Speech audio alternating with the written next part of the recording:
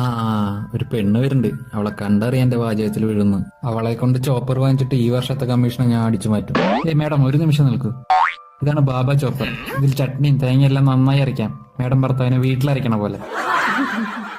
എന്താ വെയില്, നിങ്ങളാണെങ്കി വയർത്ത് നനഞ്ഞു. ദാ ഈ വെള്ളം കുടിച്ചോ. Thank you madam. ഈ വട്ടത്തെ കമ്മീഷൻ എനിക്ക് തന്നെ. ഇതാ മേഡം വെള്ളം. അപ്പൊ എന്റെ ചോപ്പറിന്റെ കാര്യം? വെള്ളത്തിൽ വിഷം ഉണ്ടായിരുന്നു. ആണോ? വെള്ളത്തിൽ വിഷം? നിങ്ങൾ ലൈഫ് ഇൻഷുറൻസ് എടുത്തിണ്ടാ? ഇല്ല ഇല്ല. അപ്പൊ നിങ്ങളുടെ മരണം വേസ്റ്റ് ആവൂല്ലോ.